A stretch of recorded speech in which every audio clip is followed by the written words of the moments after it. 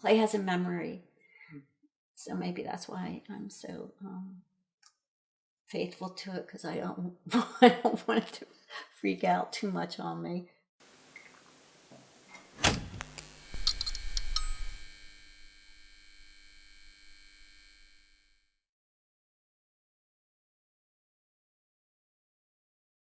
My first sculptures were reviewed as a binary abstraction of erotic and earthy. And they were called three-headed maggots, copulating sweet potatoes, and tumescent tubers, painfully self-conscious, vulnerable, and even brave. So ending in that, I thought, this is terrific. And I think that, I will become a sculptor. I walk here from the Eastern Promenade or ride my bike, and I've been doing that for 40 years. And it's about a 9-mile round trip. And it's very good because it's sort of meditative, and it helps energize your brain, and it helps in processing. And I don't know what I would do if I had to drive. It would be terrible. I walk in every kind of weather, so nothing really stops me. I saw Maine Times and saw an article for an apprentice in pottery, and my parents came up to Maine all the time for vacation, and so I drove up with them to have the interview, and I arrived all dressed in white, and he thought that was very interesting because you get very dirty, but he hired me, and I learned about ceramics. And I've only stuck with that one medium. I've never done anything else.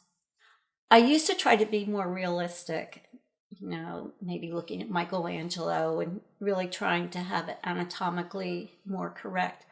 But then I got much more interested in exaggeration and letting it have an odd detail or element that you might focus on. I had gone to Greece, and I was very amused and shocked by the Priapuses, which are celebrating the male member. And so I came home and started doing a lot of pieces with penises. And so I had done one, and I took it to an outdoor sculpture show, and the people in charge asked me to remove it before the show opened.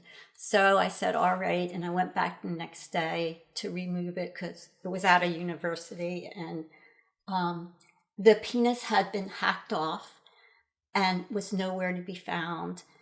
And so I got written up in Down East magazine. So you take what you can get. This is Angel's Breath. There was a show, What Does Home Mean to You?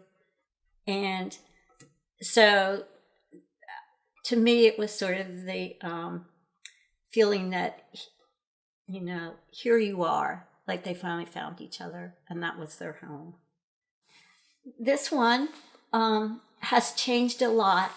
It used to be called Uniskater, and it used to be mounted on a skate, and then the skate was mounted on pink granite from Deer Isle, and then the pink granite was mounted on little wheels, so you could skater around.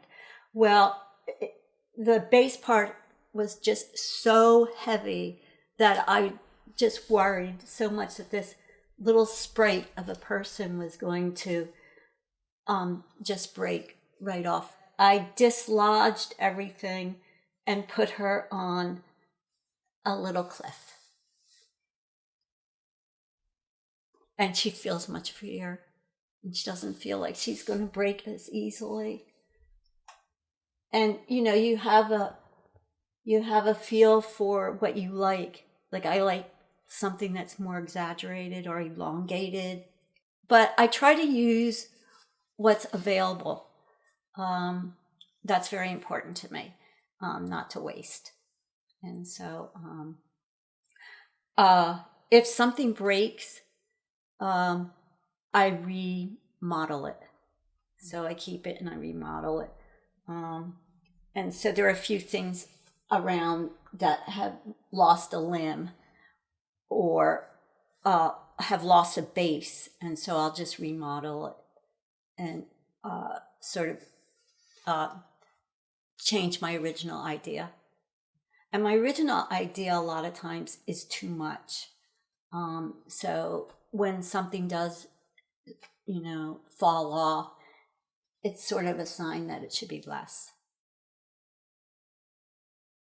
My Apple computer was stolen, and I became very obsessed with the idea that it was gone. So I did a lot of work for maybe 4 months trying to find who stole my computer. And I was so obsessed by it that I started making apples. And on the side of the apples are my serial number from my computer. And I also, notified the Apple store that had been stolen, that they would say, well, this is a stolen computer, and I would get it back. Well, that was 8 years ago, and it's never happened. Some people have said I'm not happy just repeating myself. And so for instance, I did these cacti and cactus and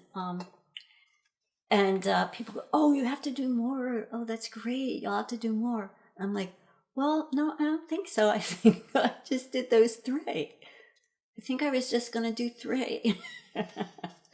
So, and the thing is, I did them because my cactus died and it was gigantic. And I was really having trouble, as with the computer, letting go. And so I brought it into the studio and I used it as a mold. And I would just lay clay into the different sides and let it dry up a bit and then put it together like a cactus. And I just kept working on that until the cactus was, all shriveled up. And then I just put it in the compost pile. But it really helped for me to let go of it. So I try to do an idea of a morphing where figure into plant or plant into figure. And that's really what I was doing with the cactus, is trying to morph them. Keep working. Even if you just do an hour or 2. Because if you stop, you'll forget. And you won't be as good at it. You have to keep doing it. If you leave it for a while, you're going to lose it. So you have to keep working at it.